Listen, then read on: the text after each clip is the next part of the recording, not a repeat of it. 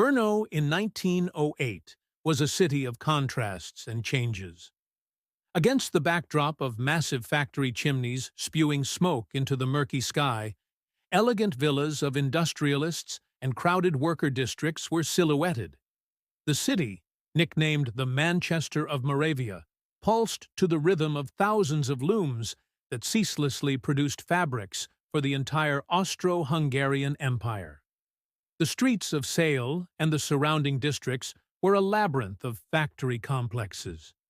Red brick buildings with high windows cast long shadows on the cobbled streets, where workers hurried to their morning shifts. The smell of coffee from numerous cafes mixed with the omnipresent scent of coal and cotton dust. The rapid development of industry attracted new residents from all over the empire. Alongside traditional German and Jewish families, a growing Czech community was asserting its rights more vocally. Passionate debates about the city's future, modernization, progress, and social issues were held in cafes and taverns. On Spielberg and in the newly emerging district of Chernopol, grand villas of factory owners were being built. Their owners, Löfbier, Tugendhat, Stiasny, and others, formed the city's elite. Their wealth came primarily from the textile industry, which brought unprecedented prosperity to Brno. The city was undergoing rapid modernization. Steam trams were being replaced by electric ones, gas lighting was spreading to more streets, and new schools and hospitals were being built. At the turn of the century, the impressive building of the German House, later the Moravian Landtag, was erected, a symbol of the growing confidence of the German community. However, not everyone shared in this prosperity. In the workers' districts around Sale and Křenova, people lived in overcrowded apartments, often without basic sanitation. Working hours in the factories commonly exceeded 12 hours, and safety conditions were minimal. Tensions between workers and factory owners occasionally escalated into open conflicts. In this time of social ferment, Commissioner Karel Horák was active at the Brno police station. He was a man who defied common perceptions of a police officer. Highly educated, well-read, fluent in German, French, and English, and, above all, open to new methods and procedures. His wife Marie, née Prochaskova, came from a respected Brno family. Her father, Dr. František Kratochvíl, was the city physician and a prominent member of the Czech community. It was he who sparked young Horák's interest in scientific methods of investigation. Karel, he would say during their frequent debates in his tobacco and cognac-scented study, crime is like a disease. You must find its cause to treat it. And just like in medicine, we must keep up with scientific progress in police work. Horák took these words to heart. Unlike many of his colleagues, who relied primarily on informants and witness interviews, he was interested in new investigative methods. He followed foreign professional journals, corresponded with colleagues in Vienna and Budapest, and even attended several criminology conferences. His superiors did not share this interest much. Horák is a good cop, they said, but too theoretical. Crimes are solved on the streets, not in laboratories. Nevertheless, thanks to his results, they gave him considerable freedom in his working methods. The commissioner lived with his wife and 2 children in an apartment on Zelný Trh, just a few steps from the police station. From their windows, they had a view of the bustling market, where vendors of vegetables, fruits, and flowers gathered from early morning. Marie was a teacher at a Czech girls' school and actively participated in women's clubs. Their older son, Jan, studied at a German gymnasium. It was a pragmatic decision, as German still opened the best career opportunities. Their younger daughter, Anna, attended a Czech elementary school. This division was typical for many ambitious Czech families of the time. The effort for social ascent had to balance with growing national consciousness. On Commissioner Karel Horák's desk, lay an open copy of the Tagesbote aus Mähren newspaper. The headlines screamed about the latest success of the Vienna police, who had caught a dangerous safecracker using fingerprints. Next to the newspaper was a pile of professional journals and correspondence. The commissioner rubbed his tired eyes and looked again at the file that lay before him on the massive oak desk. It was early morning in 1908, and the first rays of spring sun were penetrating his office on the first floor of the Brno police station at Dominikanské Square. The air was filled with the aroma of coffee from the cup that Sergeant Dvořák had just brought him. Good old Dvořák. He had been serving in the police for 20 years and knew every corner of Brno. His network of informants ranged from innkeepers and janitors to street newspaper vendors. "Commissioner," a familiar voice called from the door, "a urgent telegram has arrived from Vienna." Horák looked up from the documents. In the doorway stood young policeman Jindřich Novotný, one of the most promising men in his department. A tall, slender young man with sharp eyes and a carefully trimmed mustache. He came from a poor family, but thanks to his intelligence and diligence, he had worked his way up. Horák saw something of himself in him from 20 years ago. "Thank you, Novotný." The commissioner nodded and took the telegram. When he unfolded it, his eyebrows rose in surprise. The message was from his old friend, Dr. Victor Windt, of the Vienna Police Directorate. "Dear Karel, sending you the latest findings on the fingerprinting method. Stop. Already successfully used in several cases in Vienna. Stop. Enclosing materials and instructions. Stop. Hope they will be useful to you. Stop. Best regards, Victor Windt." The commissioner placed the telegram on the desk and thoughtfully looked out the window at the waking square. The morning sun reflected off the gilded statue of the Virgin Mary on the plague column, and the first trams were already rattling on the tracks. He had heard of fingerprinting. It was a new method of identifying criminals using fingerprints, recently adopted in London and other European capitals. Sir Francis Galton and Edward Henry had developed a fingerprint classification system that allowed for systematic sorting and comparison. So far, he had considered it more of an interesting curiosity than a practical investigative tool. Most of his colleagues ridiculed the method. How could smudges on fingers convict a criminal? "Novotný," he called to the young policeman who was about to leave. "Wait a moment. What do you know about fingerprinting?" The young man's face lit up. This was typical, always enthusiastic when he could demonstrate his knowledge. "That's the new method with fingerprints, right? I read about it in a professional journal. They say every person has completely unique patterns on their fingertips that don't change throughout their life. Even identical twins don't have the same fingerprints." Horák smiled at the young man's enthusiasm. Novotný was exactly the type of young policeman they needed. Curious, open to new methods, unburdened by old prejudices. Correct. And according to Dr. Windt, they are already successfully using this method in Vienna to convict criminals. The commissioner stood up and walked to the window.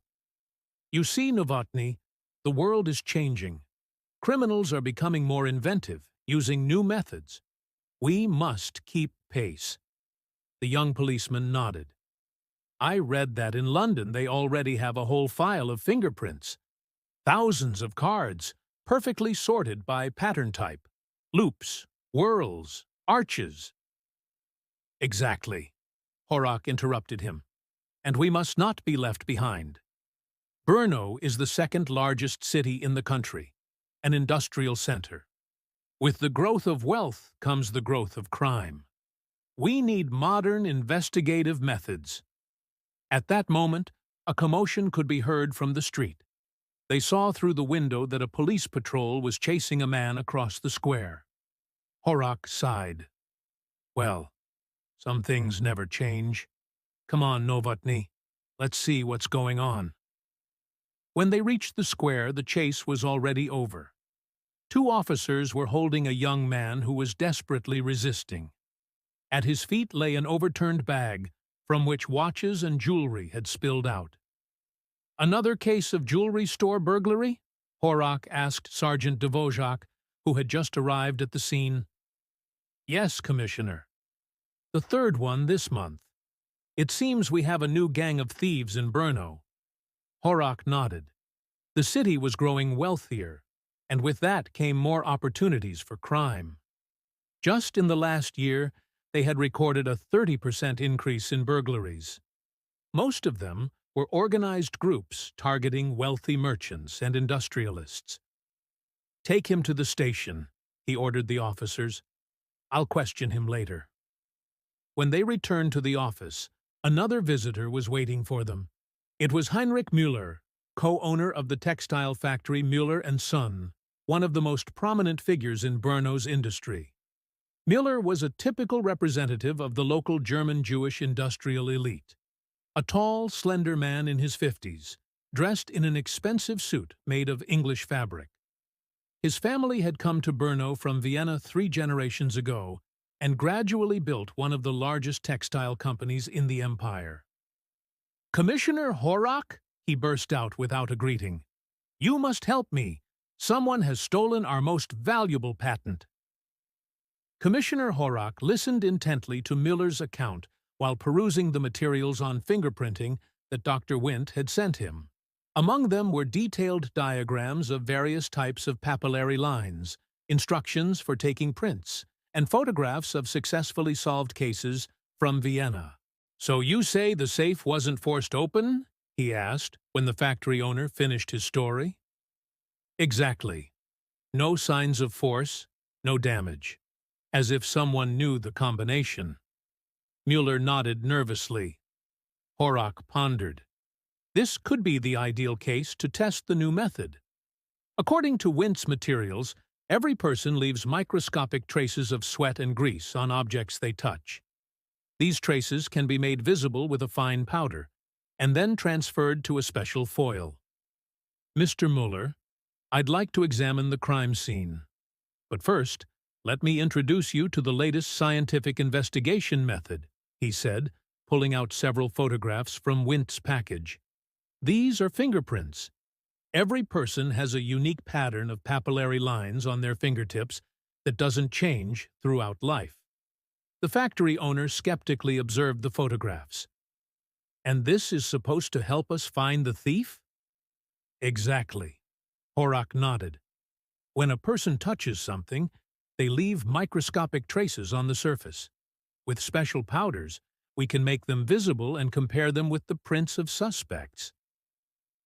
"That sounds like some kind of magic," Müller muttered doubtfully. "Not magic, Mr. Müller. Science." The commissioner pulled another document from the package. "Here's a report from Vienna. Last month, they caught a dangerous safecracker thanks to the fingerprints he left at the scene. It's as reliable as a signature. Maybe even more so." An hour later, they stood in Müller's office in front of the massive Wertheim safe. It was the latest line from the Viennese manufacturer, the pride of any businessman. The commissioner put on the white cotton gloves Windt had sent him and began carefully examining the shiny metal surface.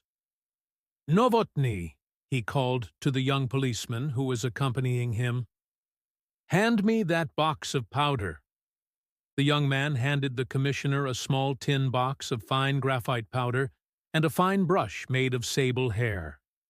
Horák began carefully applying the powder to the surface of the safe. "Fascinating," Novotný breathed as the first prints began to appear on the metal surface. "Look at those patterns." The commissioner nodded. There were several different prints on the safe. Some were smudged and unusable, but a few were surprisingly clear. Particularly interesting was the print on the inside of the door, near the lock mechanism.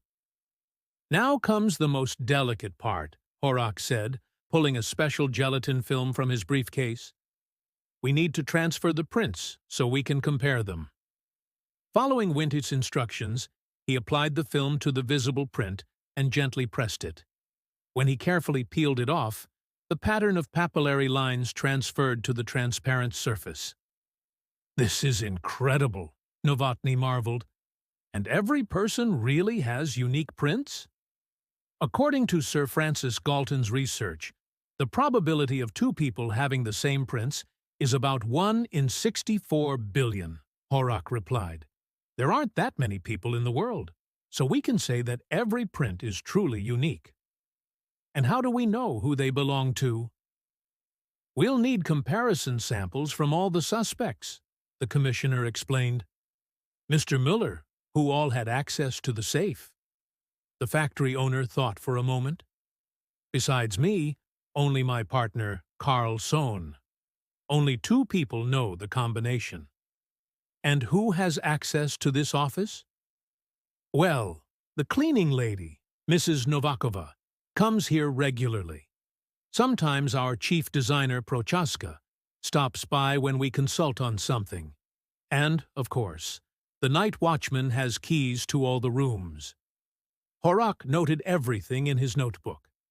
"We'll need fingerprints from all these people, and I'd also like to speak with the night watchman." While waiting for the arrival of other witnesses, the commissioner explained the basics of fingerprint classification to Novotný. "Look," he pointed to one of the prints. "There are 3 basic patterns of papillary lines. This one is called an arch. See how the lines arch from one side to the other?"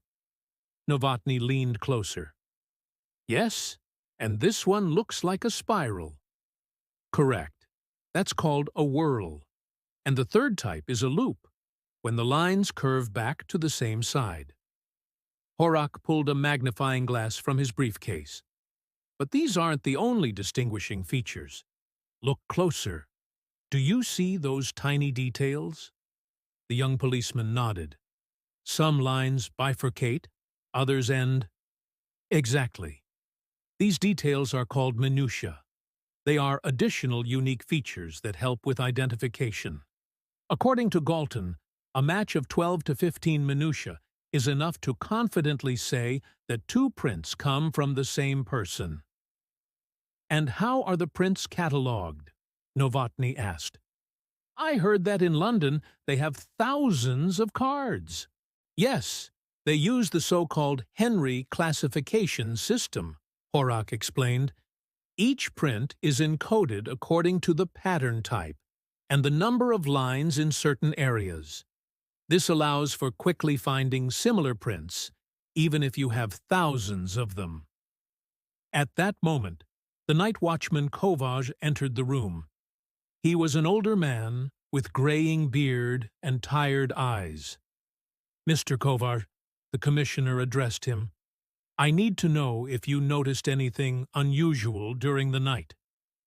The interrogation of the night watchman did not bring much new information. Kovács insisted that he had seen no one suspicious during his shift. More interestingly, when the commissioner asked for his fingerprints. "What's this newfangled thing?"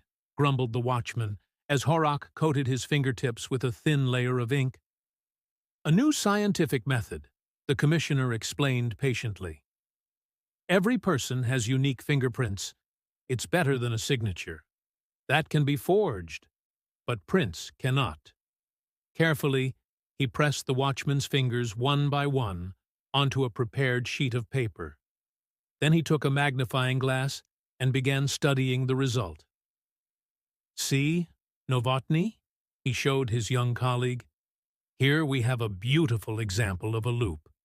And notice those minutiae. See the bifurcation here, and this short ridge ending in the middle of the pattern?" The young policeman leaned over the paper. "Yes, I see it now. And every person really has different patterns?" "Absolutely unique," Horák nodded. "Even identical twins, who have the same DNA, have different fingerprints.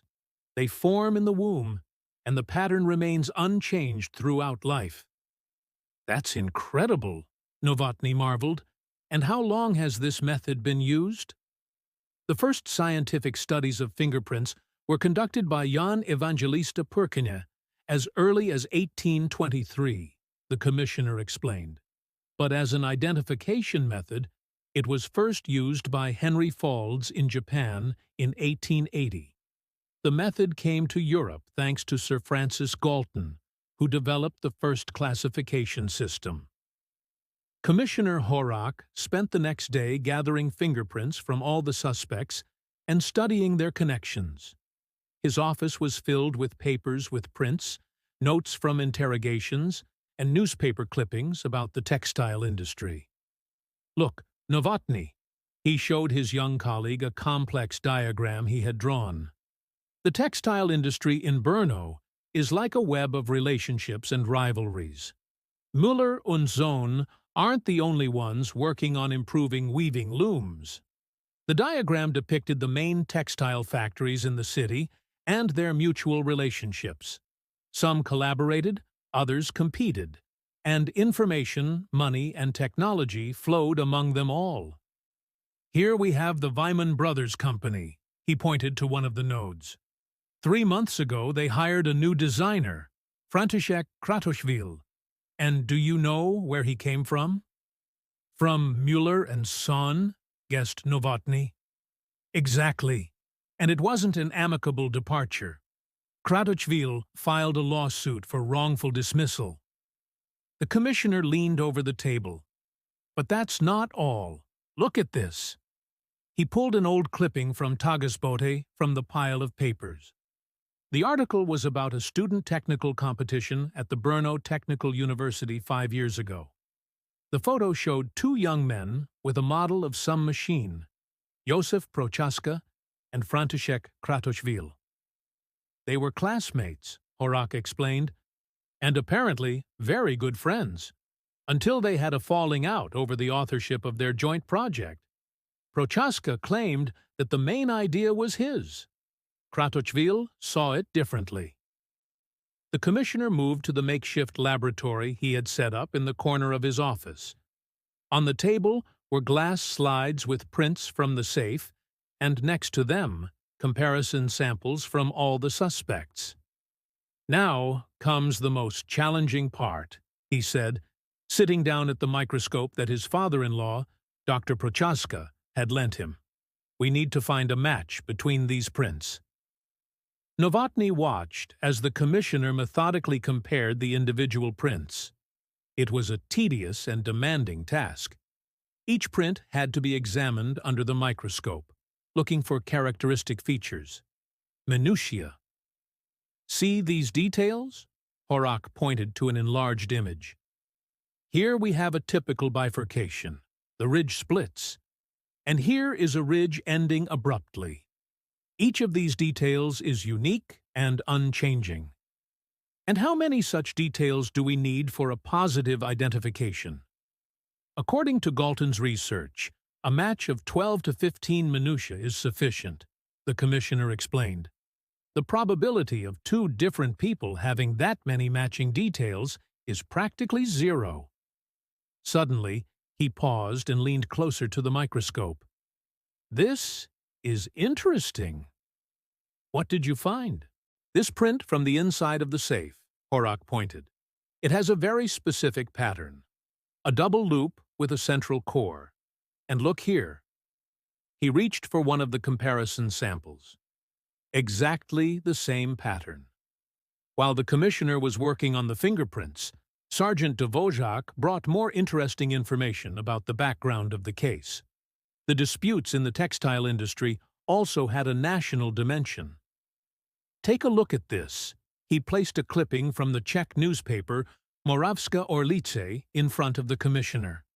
The article criticized the dominance of German capital in Brno's industry and called for greater support for Czech entrepreneurs. "Kratochvíl is not just an ordinary designer," Dvořák explained. "He is a member of the Czech technical unity and writes articles about the need for the development of Czech industry. He has publicly criticized German factory owners several times for hindering Czech technical talents." Horák thoughtfully stroked his chin. "And what about Prochaska?" What's his stance on the national question? That's the interesting part, Dvořák brightened. He was also very active in Czech associations initially. But then he married the daughter of a German factory owner and gradually withdrew. Some consider him a turncoat. So we have another motive, the commissioner noted. It's not just a matter of the patent or personal rivalry. It also involves national prestige. That evening, Commissioner Horák sat in his study at home, studying the latest professional literature on fingerprinting. His wife Marie brought him a cup of tea. "Studying your prints again?" she smiled. "Father said you borrowed a microscope from him." "It's fascinating, Marie," he replied without looking up from the book. "This method can completely change the way we investigate crimes. No guesses, no uncertain testimonies. Pure, scientific evidence." "And what do your colleagues think of it?" Horák sighed. "Most of them see it as unnecessary novelty. They believe in old methods, informants, interrogations, sometimes even not entirely legal procedures." "Like your predecessor, the one who had to leave because of that corruption scandal?" "Exactly." The commissioner closed the book and looked at his wife for the first time. "That's why it's so important to introduce new, scientific methods, so that the police aren't dependent on dubious practices and bribes." Marie nodded. As the daughter of a doctor, she understood the importance of scientific progress well. "And what about the case you're working on now? Will the fingerprints help you solve it?" "I hope so," Horák replied. "But it's not just about the prints. It's a more complex case. Industrial espionage, personal rivalries, national conflicts. Prints are just a piece of the puzzle." At that moment, someone knocked on the study door. It was their daughter Anna. "Daddy," she said excitedly, "I just read in the newspaper about that new invention, fingerprints. Is it true that everyone has different ones?" Horák smiled. "Yes, it's true. Come here, I'll show you." He pulled out his fingerprinting kit from his briefcase. "Look." The next half hour was spent explaining the basics of fingerprinting to his daughter. Anna was thrilled. She had inherited her father's curiosity and her mother's love of science. "And this powder," the commissioner showed her, "makes fingerprints visible on smooth surfaces. Do you want to try it?" Anna eagerly nodded, and together they conducted a simple experiment with prints on a glass. Marie watched them with a smile. Her husband was in his element when he could teach someone about new scientific methods. The next morning, Commissioner Horák arrived at the office earlier than usual. On the table in front of him were the results of his night's study of fingerprints, a 10-page report with detailed drawings and photographs. "Novotný," he called to the young policeman who was just walking down the hallway. "Come here. I've discovered something." The young man quickly entered the office. "What did you find, Commissioner?" Horák spread several photographs of fingerprints on the table. "Look at these prints from the safe. Here," he pointed to a particularly prominent print, "we have a characteristic whorl with a double core. And here," he pointed to a comparison sample, "exactly the same pattern." "That's Mr. Sohn's print, right?" Novotný asked. "Exactly. But it's not just any print. I found it on the inside of the safe, near the hinge mechanism. No one would touch there during normal use of the safe." The commissioner pulled out more documents from the folder. "And then there's this, a detailed analysis of all the prints from the safe. I found a total of 8 different sets of prints. Some belong to Mr. Müller and Mr. Sohn, which is understandable. But one set of prints is unusual. It appears in places where it shouldn't be." While the commissioner was studying the fingerprints, Sergeant Dvořák brought new information about the financial background of the case. The company Müller and Son was not in as good condition as it seemed. "Take a look at this," He placed an excerpt from the commercial register in front of the commissioner. Their profits have dropped by 30% over the past year. Competition from Manchester and Łódź is tough. And then there's this. Dvořák pulled out another document, an insurance policy. The patent for the new weaving loom was insured for an astronomical amount, much more than usual. So, insurance fraud? Horák pondered. That would explain those strange prints in the safe? At that moment, a distressed young man in worker's clothing burst into the office. Commissioner Horák, I have important information about the theft at Müller's. It turned out that he was one of the factory workers. Last week, I heard Mr. Sohn arguing with engineer Prochaska. They were talking about some kind of fraud and that it had to be done so it would look like a theft. The commissioner spent the following hours in the makeshift fingerprint laboratory. With Novotny's help, he systematically compared all the collected prints. This is fascinating, he muttered to himself as he studied an especially interesting print. Look, Novotny, do you see this characteristic feature? It's called a bridge, when two ridges are connected by a transverse ridge. And is that something unusual? Not in itself, but in combination with these other minutiae. The commissioner pointed to several points in the enlarged print. We have a bifurcation, an eye, and 3 consecutive ridge endings. The probability of 2 different people having the same combination of these features is practically 0. Horák pulled a comparison print from the folder. And now look at this, Mr. Sohn's print. Do you see the same features? It's absolutely identical, Novotny exclaimed in surprise. Exactly. And we found this print on the inside of the safe, in a place where no one would touch during normal use. It means only one thing. Mr. Sohn manipulated the safe's mechanism. The next day, Commissioner Horák summoned Karl Sohn for questioning. This time, however, he had a new trump card, scientific evidence. Mr. Sohn, he began calmly, do you know what dactyloscopy is? Sohn nervously shifted in his seat. That new method with fingerprints? I read about it in the newspapers. Correct. It is a scientific method of identifying individuals based on their fingerprints. Every person has unique patterns of papillary lines that do not change throughout life. Horák laid several photographs on the table. These are the prints we found on the inside of your safe. Sohn turned pale. That proves nothing.